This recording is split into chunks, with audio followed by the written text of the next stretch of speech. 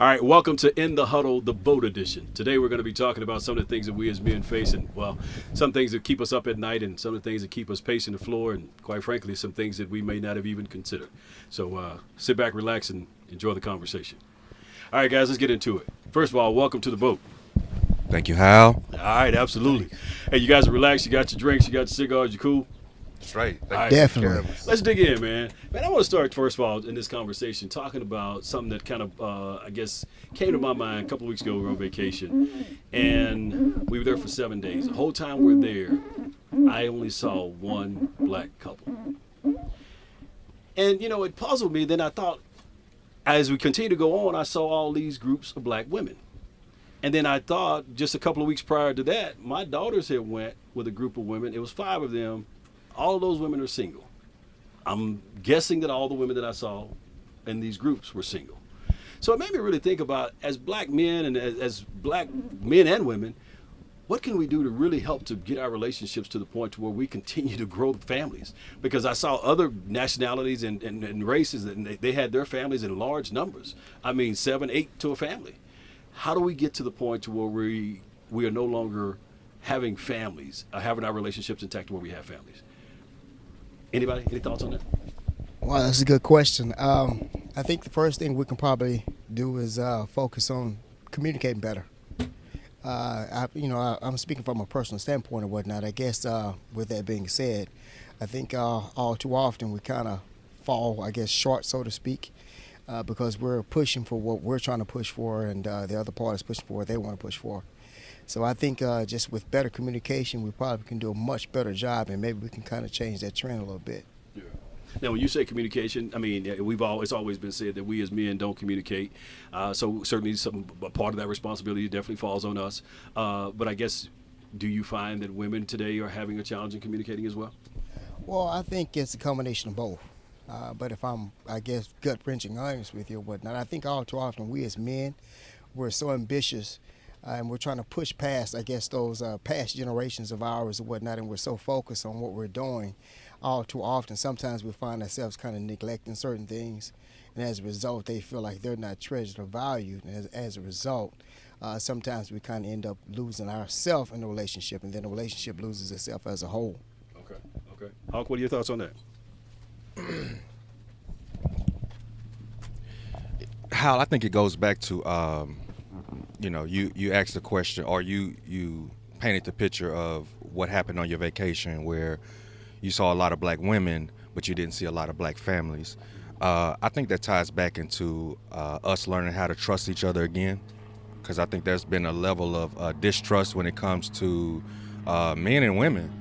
And I think on our end, it's most important for us to develop that character so that we can gain that trust to our black women again.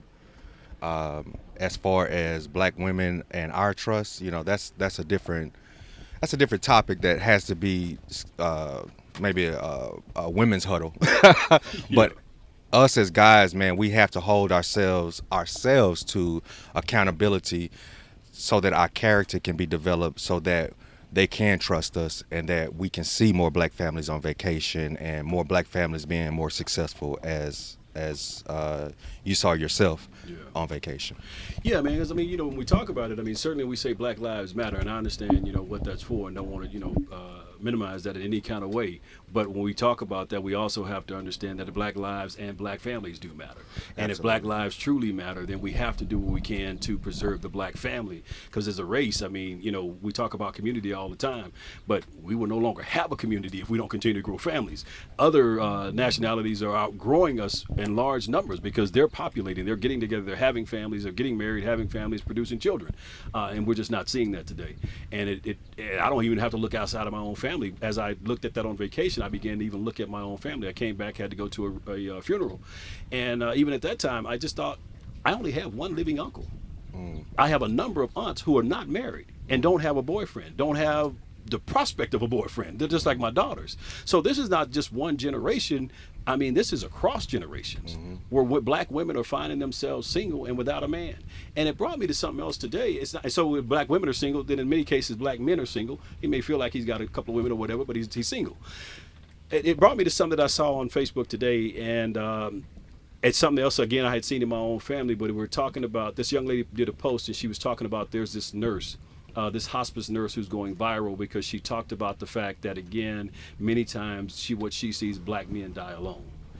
And she just made point of that, and it took off because other people chimed in and began to agree with that, and they seen that same thing. I've seen that same thing in my family. I've seen some of the strongest players back in the day had many women, but when it came to the end, he died alone.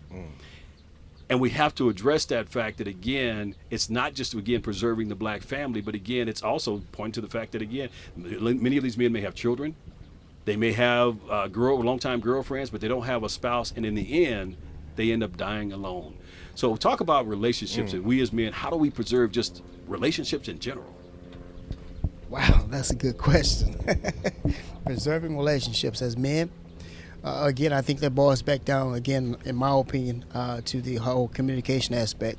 And then outside of the communication aspect, I also think we have to be willing to evolve and grow, just as men, and understand that we're not going to always have all the answers, and that's okay. But going out to seek those answers, that's just that's actually more important than actually having the answers, I guess, initially outright. So just evolving, and again, making that commitment of it and communicating. What are your thoughts, Hawk? This gonna be edited, right?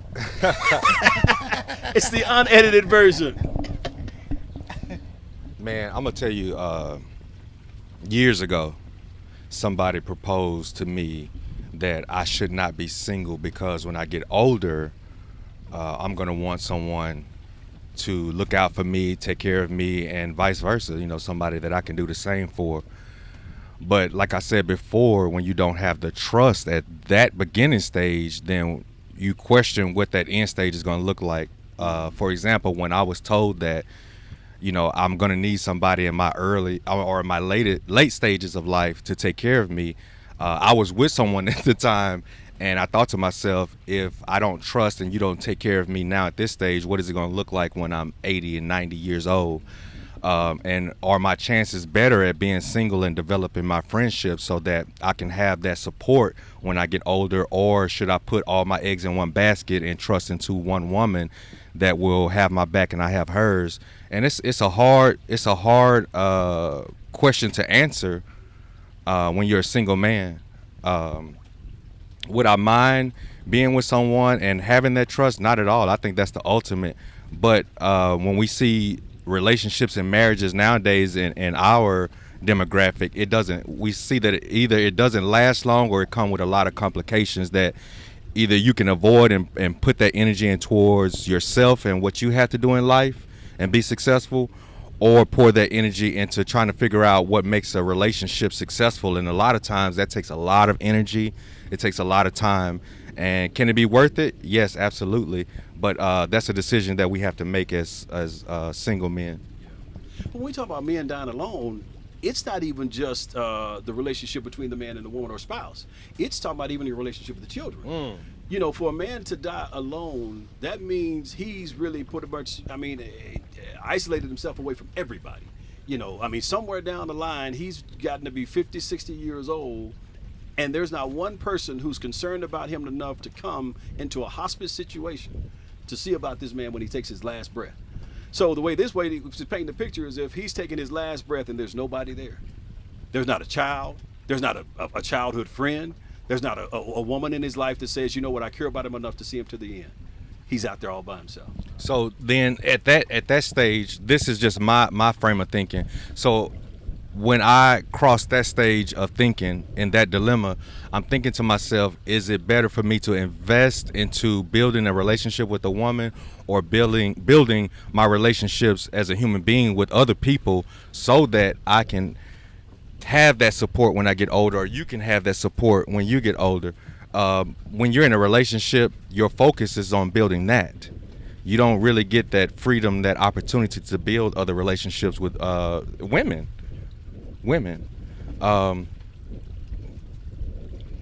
So I'll tell you what it made me. Go ahead. You can say something. Yeah, actually, I was going to say, I think once you get to that stage too, I think all too often when relationships do break down, unfortunately, the kids are kind of in the middle. Yeah. And a lot of the times, if I'm just honest, I think a lot of it has to do with pain. If if most men can't have that relationship, they say, hey, if I can't have the relationship at all, then I'm just going to disappear wholeheartedly. And I think that's so unfair to the children also too, and it's also unfair to yourself. But I think we have to do a better job of understanding, okay, boom, when relationships do break down, pain is going to come because both sides are bleeding.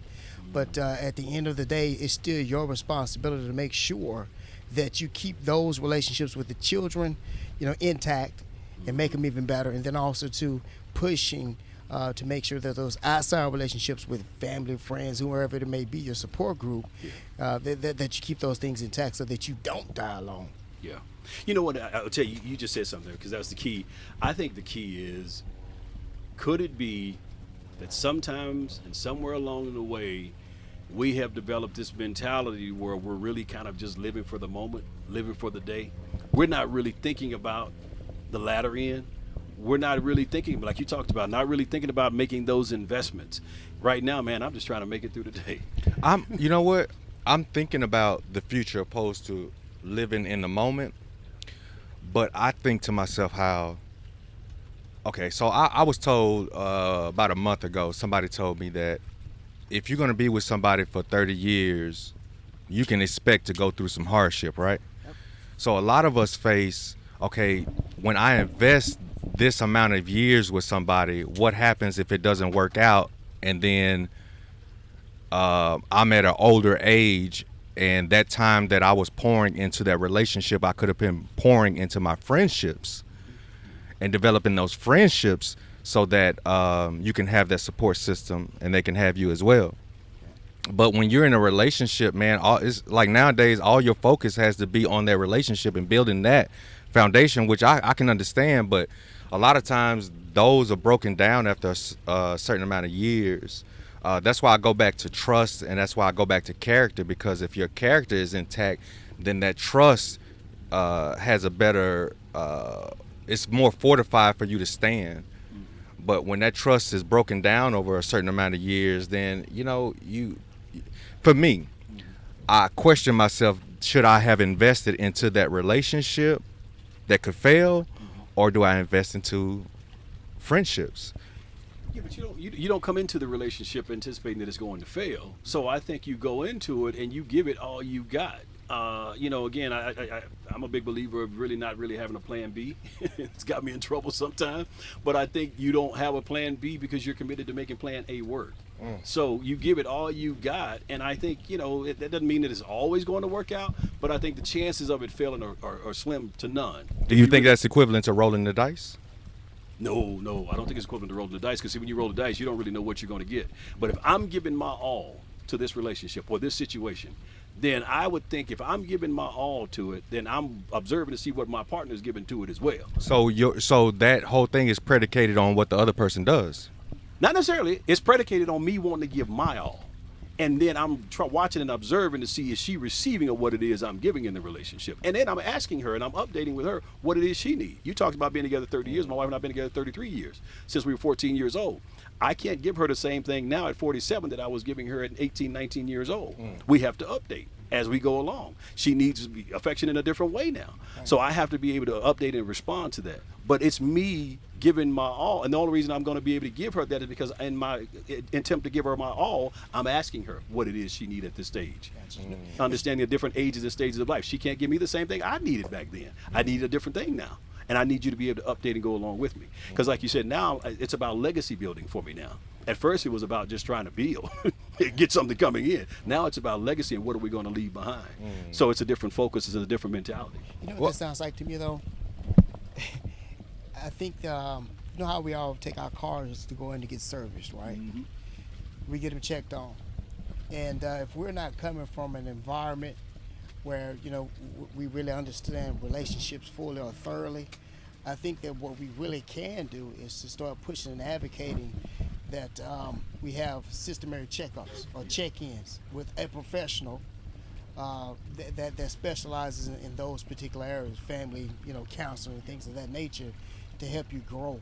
Yeah. Because I think when you come in with your ideas and they're coming in with their ideas, there's going to be some clashing going on because you guys are raising, probably in most cases, in two different households, obviously, right? Right. With different viewpoints and different vantage points. So I think with more counseling and just be willing to evolve over time, I think you can be a whole lot better, or the relationship can stand a better chance of surviving. Yeah. See that part, man. Let me tell you, that part right there is I'm not gonna say intimidating, a little scary. When you talk to a single man and you tell him it's gonna come with complications, Yeah. you're gonna have to get counseling. Yep. You almost looking over the honeymoon stage and the beautifulness of the relationship, and you're already expecting the difficulty. So when you're talking to somebody who's single, that's happy, that's content, and you're telling them that in order to have a relationship, you got to go through these difficulties, that's the hard part, man. Okay. That's the hard part, because am I willing to go through the difficulties and the hardship in order to have a successful life at the end, or do I enjoy the moments now and invest into myself so that I can be dependent on myself?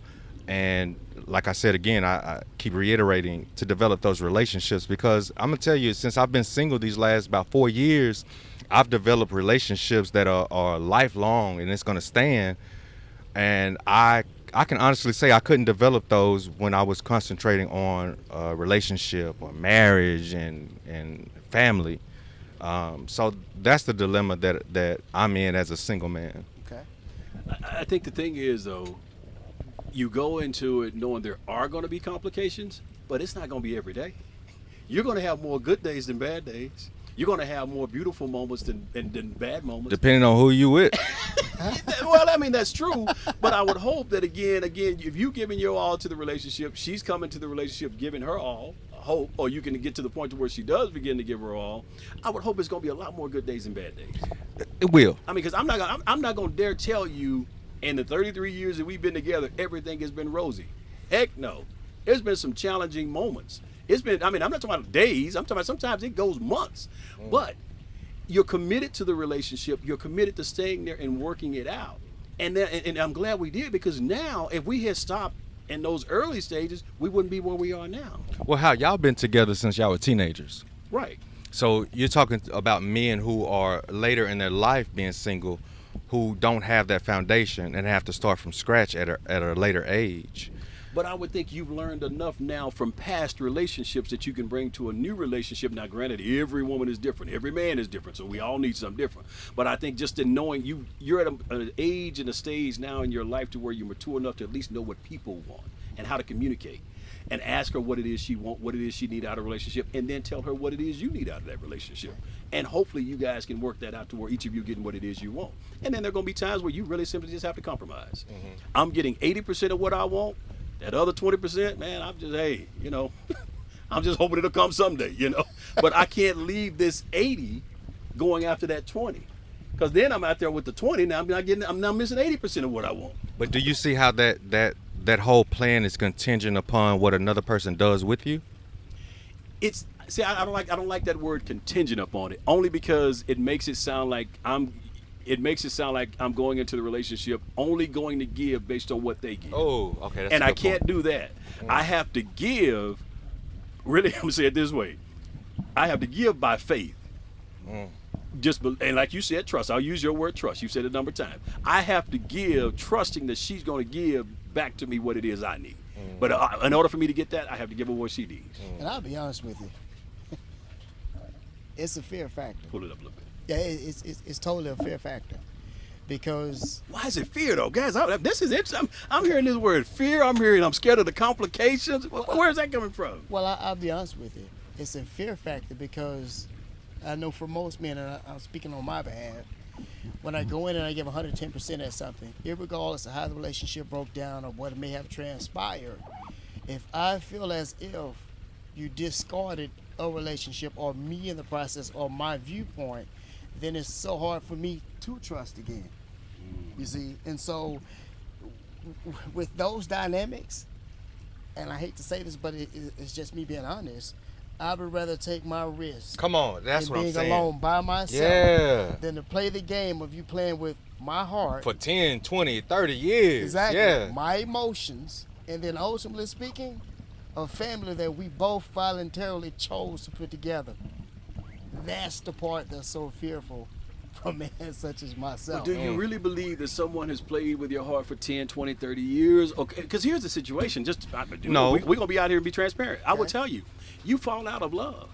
You Okay. do. You don't feel like you're in love every day. Okay. You don't make it 30 years because you felt you were in love every day and it was just wonderful. Absolutely not. Okay. There are times you want to walk away. Okay. There are times in our relationship I wanted to walk away. There are times she's wanted to walk away. Thankfully, neither one of us wanted to. Thankfully, God didn't allow us to want to walk away at the same time. But it's a commitment that you make to say, you know what, it's a little rocky right now. But you know what? I've seen great days, so I know greater days are coming, so I'm going to hang in here until it gets better. Okay. We do the same thing on our jobs. We do the same thing with any other thing that we commit ourselves to. Why couldn't it be that we do that same thing in our relationships? So how do we plug the other person in? That's the thing. See, I may say, okay, hey, look, I'm all in. I'll take that approach. I'll stay through the good times, the bad times, and whatnot. But let's be honest, in the world that we live in now, in most cases, they would be willing to take an antique car and trade that car in thinking they're going to get something else better. And then after the fact, after time has passed by, now it's, oh, I'm sorry, or I think I made a mistake. And again, you're still dealing with another human being on the other side. Yeah. It's not that people always have bad intentions when you go into a relationship or marriage. It's not. But we have to understand that people change. What I wanted at 20, I didn't want at 40, you know. And same thing, what she wanted at 20 may change in between 20 and 40 or however. And can you trust that person going through those changes with you? And can they trust you going through their changes with them? That's what the difficulty is. And going back to this, man, I know I've said it's contingent upon the other person, but if the mindset of the other person changes, what happens? What happens? What happens if a person says, I'm no longer attracted, I'm not interested anymore because what I wanted has changed? What do you do? Do you hold out? Do you try to see if things are going to go better? What do you do? I'm going to answer for you when we come back. Stay with us. We'll be back in just a moment.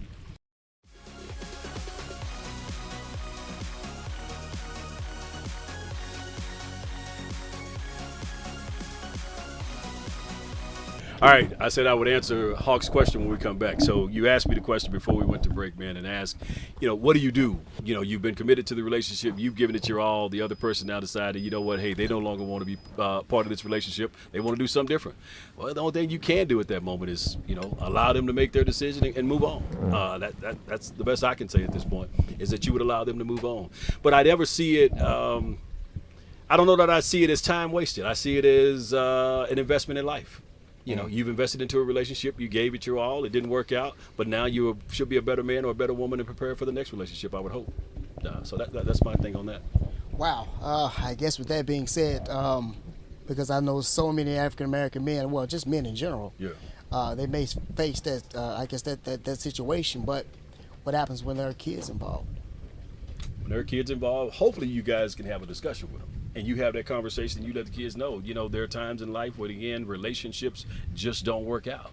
And this happens to be one of those times. But we are committed to you. While we're no longer committed to this relationship together as a couple, we're certainly committed to you as our child, as our offspring, and we're going to do the best we can by you to make sure that we're both there to support you as you go through life. And then you got to make sure you hold true to that commitment. Gotcha. Yeah, I mean, that's the best you can do, man. I mean, the kids, if you don't want to stay just for the sake of the kids, because the kids see that it's rocky. Right. They see that it's not working out. I mean, so the best thing you can do in that situation is to maybe separate and allow the kids to see you guys exist separate from each other, but the best of who you are apart from each other. Okay. And I think that's where it becomes a very tough Hold your situation. mic up a little bit.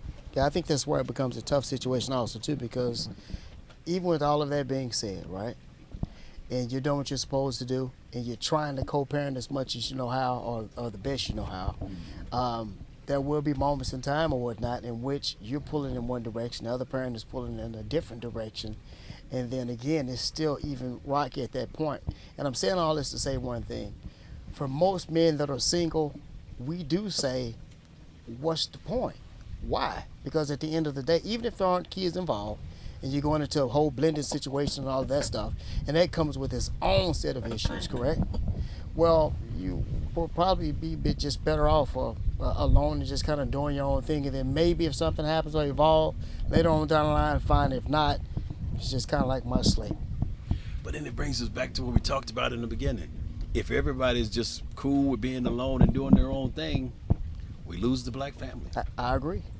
I agree. It's a tough one. I mean, so is it really that tough? I mean, I know we got a lot to overcome as a race. I mean, so as individuals, we deal with a lot, based on the families that we come from, backgrounds, things of that nature. But is it really that much more difficult for us to maintain relationships? I mean, I know other races have their you see a lot of single white women today as well, but it seems like we see it far more. Okay. And so I asked the question, is it really that difficult for us to maintain relationships? And again, I say this again, not trying to dare make you think that mine is rosy and every day that Kool-Aid comes out of our fountain every day. No, that's not the case at all. We have our moments, but it boiled down to the fact that we made a commitment to stick this thing out. Okay. And I guess, is that no longer a part of the equation? Which one seems more tempting? To be with someone and invest and know you're going to go through the hard times, or be single, invest into yourself and be happy and maybe experience relationships here and there, but not go through the difficulties?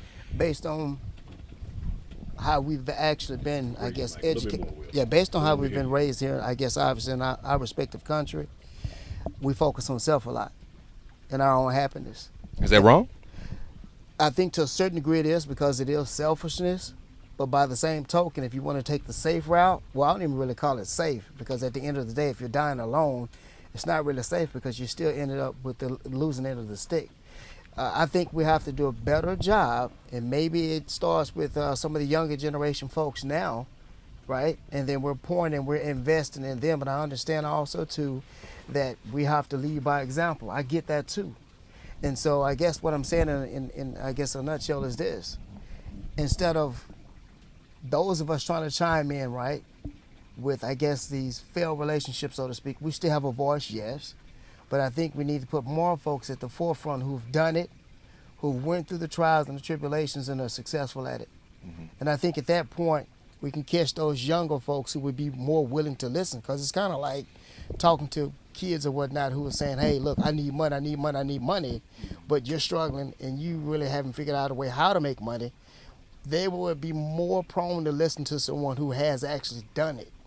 So I'm thinking if we put more successful folks in front of them that has done it, and that can tell them, hey, this is what you can expect, and you just have to stay in there. I think at that point we can start to change the tide. But I think we have to start with younger generations, grab them, and then over time, that's how we change the trend. I hate to say it, but those of us that's kind of like in the middle of the situation now, we are where we are, and if we're blessed to get out of it at some point, cool. But at this point, in order to grab the younger generations, we got to put people that have been successful at it in front of them. Yeah, you said a lot there, and there's a You couple sure ways. did. A couple ways I kind of want to take that. I go here first. I'll say this. I love what you said about the younger generation, but I guess for me, and I get asked a lot of times, why do you, even in the huddle, why don't you try to get some of the younger men involved in the huddle? For me, and this is just, and everybody's not cut out to do the same thing. For me, my focus is not on the younger men. My focus is not necessarily on the younger generation. My focus is on the older men. Okay. And here's the reason why.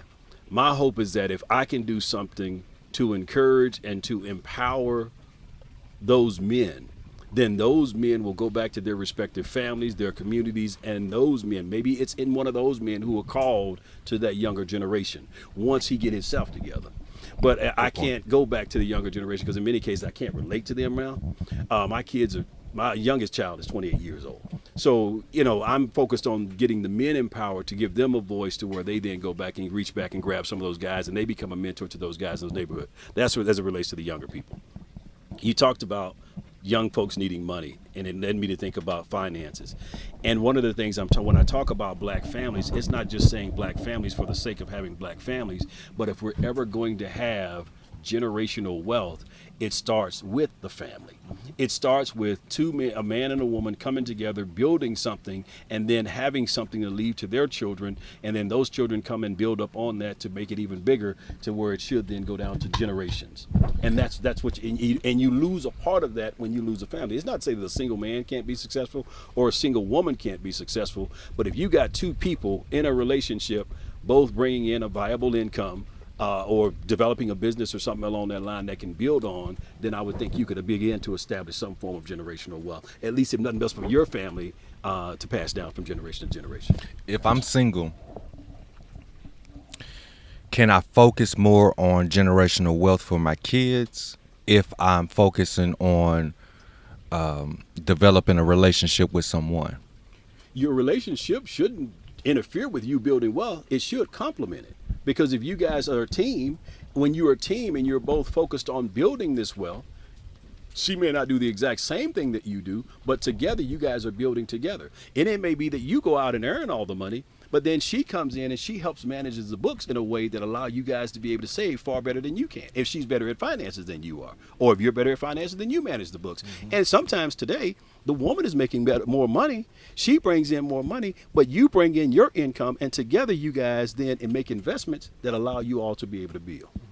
But if you find yourself to be single and you're not in a relationship, then you have no choice but to focus on building your wealth. But if you can do it with a partner, it should allow you to build it that much quicker. Yeah. And I guess based on the numbers too, and the stats, and even just mere observation, as you said, when you're on vacation, right? Again, I think that we still need to focus on that check-in. Yeah. And so with that being said, yes, we can chime in, right, as men, and we can talk about it and converse about it all day long. But that's amongst men. Yeah. We need another side, maybe another woman or lady or whatnot that's kind of doing some of the similar things that you're doing. And then at some point, you all kind of collaborate and kind of see maybe we're missing a mark in certain areas. Yeah. And maybe they're missing a mark in certain areas. And maybe we can get together and bridge those gaps. And then that message just continuously gets pushed or spread out. And eventually, over time, hopefully it'll catch on. Yeah. So is the objective of being with someone is to build the generational wealth? Or are we going into the relationships with that objective to build generational wealth? Because that's almost like a business deal. It's not that's the objective, but it sure should be a benefit of it. Yeah. I mean, when you go into a relationship, you got two people together who are committed to bettering their lives, and you definitely should achieve something out of it. When you're 50, 60 years old and you've had two incomes coming in, 15, 20, 30 years, you should be able to look back and see something. So do I approach her with the objective of, hey, if we make this successful, we can build generational wealth? Or do I go into it saying that we love each other and we're here for each other? Or what's the motive of being with someone that you project when you meet someone? One of my personal opinion, I think when you go into Raise your mic, Will. They can't hear you. I think in my personal opinion, when you go into the relationship, you're going in saying, hey, I love you, you love me. But at the end of the day, the underlying motive, because we do live in a capitalistic society, it has to be some generational wealth attached to it somewhere. Otherwise, how much love is going to take place if you're in your car? So how do you feel if she approaches you with the intent of knowing what you have to bring to the table now and then? Are you okay with that? If let's just take love off the table. If it's just what we can do for each other, is that what we're looking for? You're not going to build if love is not on the table. If you take love out the equation, you're going to be, like you just talked about, you're going to be single. Because again, there's no longer an attraction there. If you remove love totally, now like I said, you're not going to, even in a committed relationship, you're not going to always be in love. I want to make sure I'm clear on that. But you stay until the love comes back. But when you say remove love out of the equation and we're just going to focus on what we can do for each other, no, you're absolutely right. That's a business deal. What does it look like when love is taken off the table? I can't exactly say what it's going to look like for you, but I mean, you said remove love totally out of the equation. Yeah, because you said that we don't always feel like we're in love with the other person, and you know. No, what I'm saying is, even when you're married and every day you don't feel like, man, I'm just smitten by my wife. I just love my wife. It just looks like, you know what? Sometimes you question, do I have what it takes to carry this relationship all the way to the end? And you question yourself on that. But then you stay in that, you remind yourself of the commitment that you made and say, you know what? Because I've committed to this relationship, I'm going to find a way to regain that love, regain that trust. When you talked about trust earlier, of whatever it takes to make this relationship work. And it's in that commitment that you then regain the love, you regain the trust. See, I also think it kind of ties right back into as well. So I'm glad we're having this conversation. Well, they cannot hear you. You sure? How about now? It's right here. I'm looking at your left. Okay, all right. Yeah, so that brings me right back to the question of which I say, hey, look, you recall like in the older days, like in the 60s, the 70s, when most of the women, they were loving men, you know, or whatnot in their respective families, and these men were actually out doing some pretty atrocious things, right? But they still chose to love them irregardless of their bad moments in life. They still chose to love them and be there.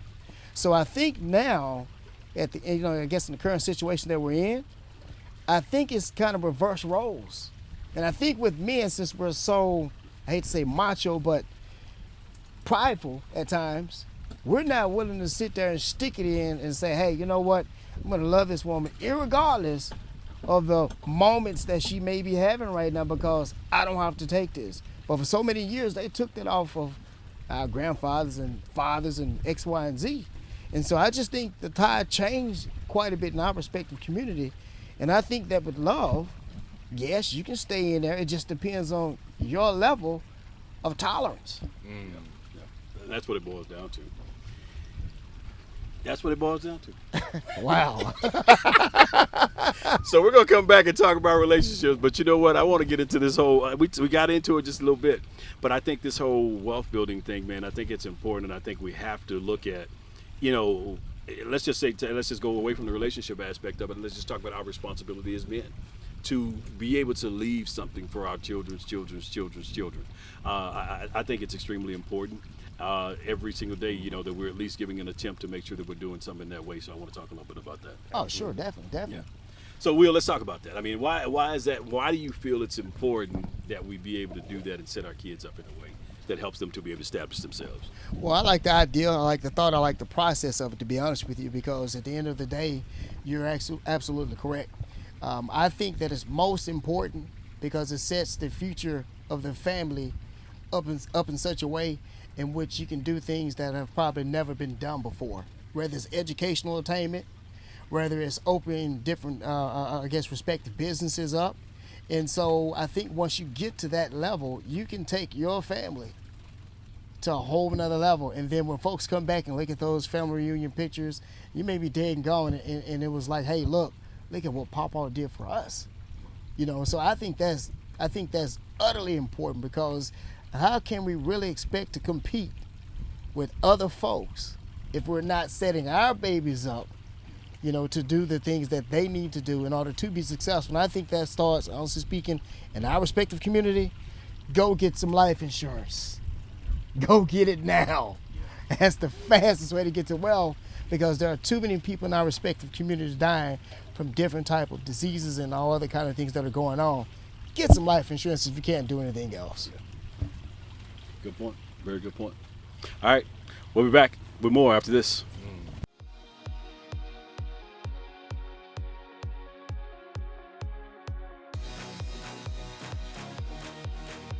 Okay, so we left off a moment ago, guys. We were talking about relationships, so now we get back into this thing. Man, let's talk about manhood. I mean, we hear this so much today, and everybody wants to try to tell us what it's like to be a man. Society tells us what it's like to be a man. I guess the question that I will have for you guys is, what was that moment for you when you realized, you know what? Yeah, I'm in this manhood state, and I've got to do things differently than what I've done before. For myself, it was when I found out that I was going to be a father. Yeah. That's That when will do it. Yeah, that's when it became super real for me. It was no longer a joking matter to me at that point. And I'll be honest with you, I was actually standing outside of Presbyterian in Dallas. And if I'm honest, I actually cried like a baby that day. Yeah. Yeah, because it was a happy moment, but it was a scary moment because it was like, am I really going to fulfill and like be there for this kid? And then what actually lies ahead, I really didn't know at that moment, because I was still kind of finding myself and partying and all that stuff at that time too. But I was actually more afraid at that point, but that's when I knew that, hey, this thing is real.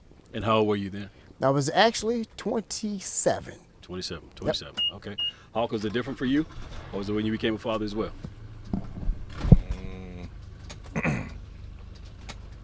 I realized it when I became a father, but it intensified later on in life.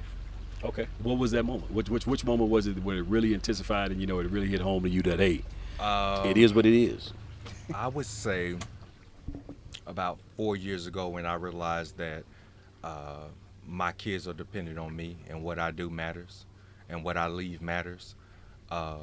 When I became a father, it was at an early age, so my mindset was different.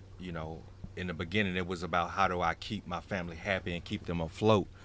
But at later in life, it became what do I do? What do I leave behind? And that hit me about 4 years ago. And man, you said don't go back to the relationship. That's so hard. We'll get back to it. He's saying that because we spent about 45 minutes on relationships a moment ago and we really hadn't planned to. I'm going to answer, for me, it was at 20 years old. My wife and I got together at 14, had our first kid at 16, our third by the time we were 18. But we didn't get married until we were 20. And for me, it was when we got married. I guess the reality set in while I felt like we would be together, but it was the responsibility of saying I do and getting married and understanding the commitment of what that marriage means that made me say, okay, it's time to man up. It's time to really embrace what it means to be a husband, what it means to be a father. And all of those are, I guess, part of being a man and manhood. So that's what it was for me. What was it about her that convinced you that she was on the same boat? No pun intended. It was, no pun intended, because we're sitting on a boat. I mean, it really was, though, man. I mean, we got together 6 years before we even got married. So 6 years, 3 kids later, and we've been living together all that time. So we've been living together since we were 16. So it's like, hey, I was convinced at that point that, she was someone that I'm willing to commit my life to. Now, does that mean that it's always, again, I keep going back to this point, I don't want to make you think it's just been horrible, but I also don't ever want to try to paint the picture that it's always just been rosy and every day is going to be sunshine, because we don't ever want to, again, put out that false perception. But, again, it was just that commitment that we were going to stick in there and try to make it work. And there were times that we both wanted to walk away from that commitment. But, again, I always go back to the fact and say, thankfully, God didn't allow us both to want to walk away at the same time. You can edit it. This is just me talking to you. What did it look like for you when you felt like you may wanted to walk away? What made me even contemplate the idea of walking away? Again, many times people hear, "Oh man, you guys been together since you were teenagers. I mean, that's so beautiful. That's so lovely." But what you don't factor into that is at 14 years old, I didn't even know who I was. I mean, I've always been mature for my age, and I thought I was grown. I acted grown. But you think about getting together at 14 years old with someone, and then now you 18, 19, 20 years old, and now you're 47 years old. You don't ever know what it's like to, I was telling someone that I don't know what it's like to ever really live alone. I've never lived alone. Because at the time we were living with my mom, and then at 16 years old, 17, we got our own place. So I have never, ever lived alone. So when I thought of the prospect of possibly walking away, it was like, maybe I can find out what it's like to actually be alone, So. What is it like to be alone, Will? It's a wonderful feeling. Well, tell the truth, shame it down. Well, no, Dougie, little buddy. Well, yeah, actually, I had that opportunity to actually live by myself for quite some time, even when I was in undergrad school at the University of Houston. So So that's nothing new to me. But living alone, honestly speaking, after you've been married, it's a desolate place at times, if I'm honest.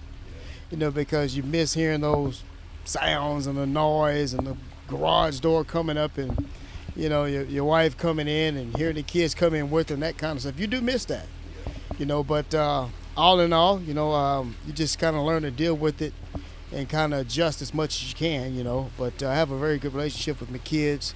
And our relationship, we're actually kind of working on that now, she and I, just in terms of getting back to a good place where we're communicating. And it's a slow process, but it's a gradual process that I've seen actually a lot of progress being made. But living alone, it's a beautiful thing right now for me. I'm just going to be honest with you. I'm not going to lie.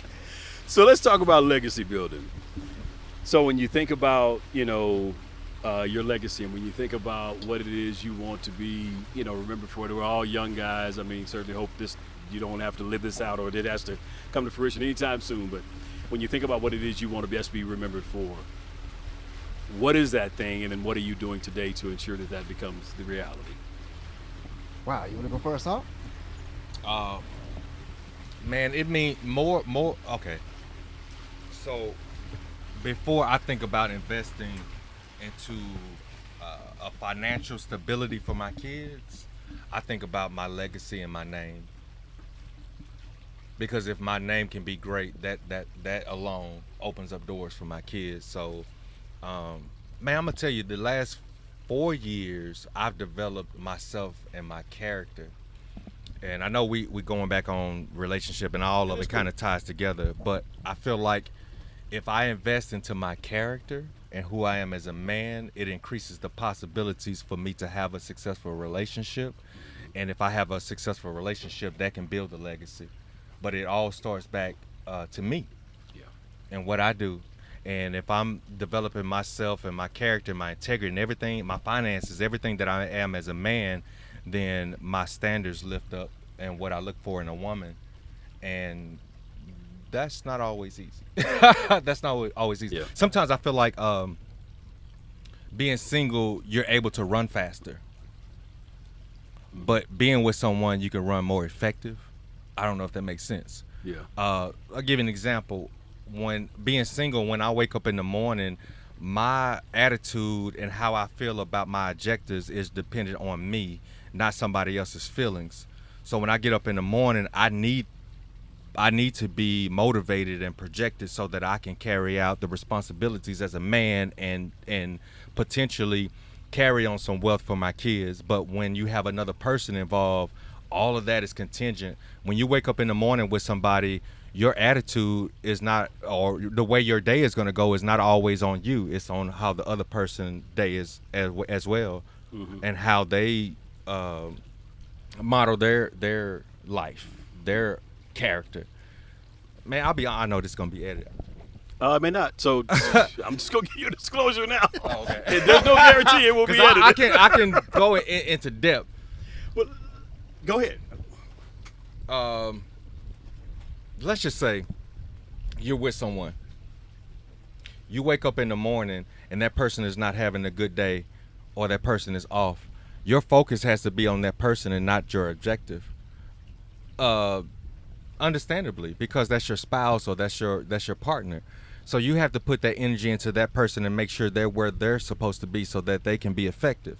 But when you're single, you don't have that to worry about. Only thing you have to worry about is, how do I keep myself afloat so that I can be effective and produce some generational wealth without all the difficulties. Okay. And I will say that really depends on your spouse. That depends on your level of commitment, because I will tell you, there have been days where we have been more committed to the cause than we were committed to each other at that moment. Because there's been some days to where we have went out and done what we need to do to get the objective completed when we weren't in the best of terms. But we understand we have made a commitment, and we're going to keep the commitment. Well, first of all, we're going to stay committed to each other. We're just going to work through this. We're not going to work through it right now. Because of what? Because we know we're going to be together. Gotcha. It's just we need to come back, find the right moment to come back and sit down and talk about it. But in the meantime, while we're not talking about this, we still need to take care of business over here. because we know we're going to still be committed here. Now, if I wasn't going to still be committed here, I would say to hell with that. But I know I'm still committed here. So I can't throw that away because all of it ties together. Because, again, we're building legacy. So I guess the thing I keep hearing, and I guess I'm sensitive to, is it sound like in some cases, you feel like having a relationship now will tie you down. And when you said that a moment ago, there's this great African proverb supposed to be that I can't think of it completely, but it talks about if you want to go fast, go alone. But if you want to do the other part, and I can't think of the second part right now, but there's a great value in having a partner. There's so much value in having a partner. When you have a partner that's committed to it just as much as you're committed to it, it's not going to slow you down. Do you think that you find that easier because y'all been together for so long, opposed to somebody who? I don't think it's just because we've been together so long. Because to be quite honest, one of the things the last couple of years, it seemed like we have had differences of opinion in terms of how to go about doing things more than ever, because we have both matured to such a place. She's had a different level of career experience than I've had a different level of career experience. I've been an entrepreneur a lot longer than she has in terms of just without having steady gigs, things of that nature. So I've learned to truly live the entrepreneur lifestyle, whereas she's used to having contract after contract and being consistent with it. So while she says she's more of a risk taker, I tend to take on a little bit of risk too. But so it's not because we've been together so long. It really is because of the fact that we really just we're committed to the cause, but sometimes we want to go about doing it a different way. Okay, let's just say hypothetically. Okay. Hypothetically. I like and hypothetically. I knock on wood, man. I love you. I love your wife, family. You know that. Uh-huh. But let's just say, if you were to start over, do you think that it would be a difficulty finding those same attributes in somebody else, in connecting? It may very well be difficult, but I wouldn't commit to a relationship that I didn't have those. And let me say this now, I wouldn't be looking for her in another relationship, no. But I would be looking for what I need. And a lot of what she has is what I need, which is why we're together. So I need you to be a partner committed to the relationship. I need you to have at least similar life goals. You have to be aspiring towards something. I mean, you can't just not have any goals at all, any ambition toward bettering our life in no kind of way. We have to be committed to bettering our life. And it may be that we even think about bettering our life in a different way. And you may have an idea that I don't have that can help us to achieve that. And then maybe I have an idea that you haven't considered that can help us to achieve that. And I'm open to that, but it has to be at least trying to build a legacy and leave something for our children's children. So Will brought up something when we were off camera. Sorry to throw you under the bus. Go ahead. When you reach those difficulty stages, how do you keep yourself from the distractions that could supplement what you feel like you're missing? What distractions? What do you mean? Social media is so easy, especially when you feel like you're not getting what you want. It's so easy to log on and not necessarily vent what you're going through, but maybe even just posting a picture, and then the next thing you know, whoop, you get that validation from somebody, and then you can find yourself in a situation that you shouldn't be in. Man, at 47 years old, you've come to learn to get around that kind of stuff. You've at 47. Come on, Howell. I mean, at 47, I mean, shit, let me tell you, you at 40. I'm just gonna say it like this: at 47, you've experienced enough to know that hey, everything that glitters is not gold. Everything that shine ain't, it ain't real. So you really got when you're looking for substance, and when you're thinking about at this point in my life, I'm focused on legacy building. Right. Now, let me get real. I'm not going to act like Chris Howell is some perfect guy. No, I'm far from perfect. That's why I say at 47, I've made my fair share of mistakes before 47. Gotcha. So at 47 now, it's going to take more than some, what you say, DM or whatever. It's going to take more than a DM. It's going to take more than a picture. Pretty smile, big butt. Yeah, it's going to take a whole lot of that. It's going to take a lot more than that because truth of the matter is I know what I've invested in here. Gotcha. Yeah. Yeah, but they typically come at those moments or those down times when there's a lot of chaos going on. But I know that's just a moment. Yeah, exactly. And that would be in that case, for me, at this stage of my life, that would be making a permanent decision for a temporary inconvenience. I agree. Okay. Yeah. Okay. But I know that's not easy for everybody. And I'm not trying to make it sound like it's perfect and it's easy to do, but yeah, you're not going to send me some message that's going to yeah. It's going to take a little bit more than that. Okay. Well, for myself, when I think about legacy, I kind of quantify it or place it in three different areas. first and foremost, keeping my word, that's what's most important to me above anything and everything else. Yeah. Secondly, being able to implant the ideals and some of the thought processes and whatnot to my respective children. And then last but not least, and I hold this, I mean, not above everything else, but I hold it in such high regards that sometimes when I think about it, I kind of become a little puzzled in the brain a little bit. But that's being able to pass what I've been taught and pass it down to the next generation, because I think we have a big responsibility in not only just being successful, but in ensuring that we not only pass it down to our children, but maybe to that next kid who didn't have what our kids have in us. Yeah. You know what, man? I absolutely love that part, because that's probably about where I am now. It's about really trying to make sure that we give as much as we can to community. I think we've done a pretty good job with our children. And I'll tell you, our daughter told her, Christina, who moved away to Atlanta, came back home recently, and we were sitting out on the back porch. And she was just talking about how much we had invested in her and how it's really just paid off for her. And I guess that was in a moment where I really realized, you know what? I think we've just about given them everything we can give them. Yeah. You know, they're 28, they're 29, 30, and 31. I can't remember their age, 29, 30, and 31. And so at this point, it really is trying to give back to the community, to those kids who may not have a father or figure in their life, to try to make sure that, if nothing else, he at least sees somebody trying to give back to the community. Yeah. Because I do what I do today because I saw other guys giving back. This guy named Big Mac was in West Dallas. Anybody from West Dallas knows who Big Mac is. Big Mac was a guy who did everything he could to try to get kids involved in sports, to try to give them something positive to aspire to in life. If I can do anything to just try to do something similar to that, to just give kids something positive to aspire to, that's what we're working toward. It's powerful. Yeah, definitely. You know, but the same thing within the huddle, man. In the huddle is really designed to really just encourage, and more than encourage, but it's really to empower men, to really just talk about, you know, man, you may not say it the way anybody else says it, but whatever way you say it, communicate. You know, talk with someone.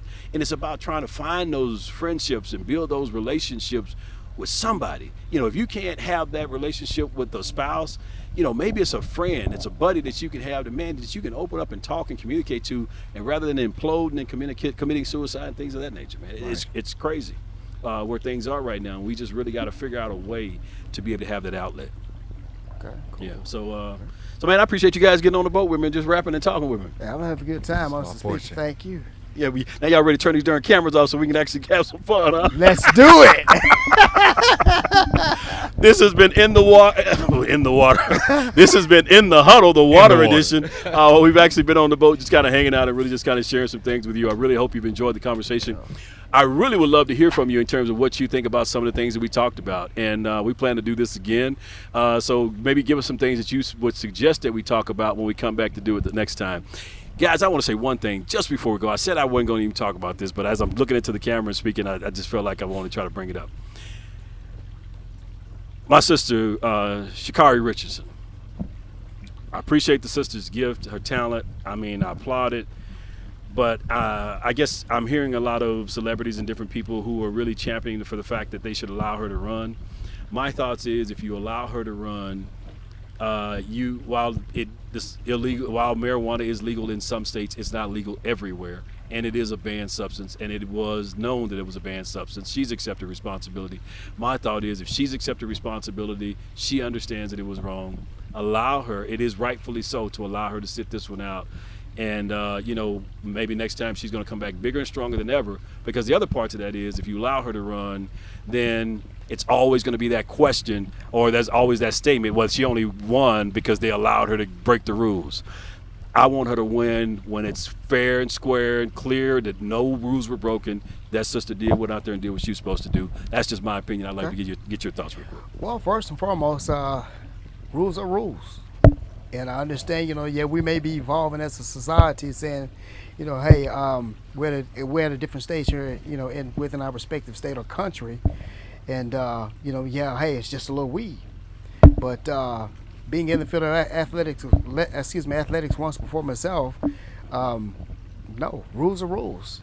And if she's accepted the responsibility, the IOC, the governing body or whatnot that actually kind of governs that stuff, says, hey, this is what we're not going to allow. Unfortunately, she is a Dallas native, and I'm always cheering for the home team. Absolutely. She just has to sit this one out. I wish her well. I wish her nothing but the best. As a matter of fact, she actually ran in one of the programs that one of my friends, my high school classmate, he was actually over that program over at David W. Carter, and over the men's program, that is. And he was actually a coach of hers as well too. So I'm really happy for her, with everything that she has accomplished. But at the end of the day, the IOC, they make the rules. That's the rules we're playing by now. And until those rules change, we're just kind of stuck with the verdict at this point. There you go. Hulk, any thoughts on that? Man, it's unfortunate that she's disqualified in the midst of a lot of marijuana rules changing. Whether you're pro or con, it just comes in the middle of a time where things are changing, and like my man said, rules are rules. So if she has to sit out, she has to sit out. And I just say, baby girl, look forward to Paris next Olympics. But honestly, I did want to see her run. Yeah. I don't. Man, I'm gonna keep my views to marijuana myself. I'm gonna keep it. I don't understand how it's a sports enhancement. But the rules are changing, and I just wish the best for that young lady. Yeah, I think it definitely could be debated whether it's an enhancement or not. But I guess the fact that it's a banned substance, it makes it it makes it what it is. And certainly I sympathize with the fact of how she found out about her mom's death. I mean, to that reporter, I'm sure they're probably grappling with that themselves. But I think in this case, the message you send to all the other young people that would come behind, who go through a tragic situation, whether it's running in the Olympics or whether it's in high school or whatever, just simply saying we're going to make an exception to the rule because you've suffered a tragic situation. I think that makes it, you just set a bad precedent. As a parent, that would be my concern. So I think you really do have to say, if this is the rule, we have to stick with it. But in the same time, I think the rule has to be enforced across the board with everybody. And I think that has been the case for the most part. But I just wanted to bring it up, kind of get your thoughts on it. She's a Dallas native. We're all Dallas natives, so wanted to just kind of talk about it. But then, again, we'd love to hear your thoughts as well. It's in the Huddle, the water edition. We've had a great time kind of just wrapping on the boat and bringing you into the conversation. So we'd love to hear more from you. Again, if you'll just chime in the comments, let us know your thoughts. We'll come back with another discussion. What should we talk about next here on the In the Huddle, the water edition, or that edition may be on the top of a roof somewhere. We don't know where we end up. Thanks again for watching.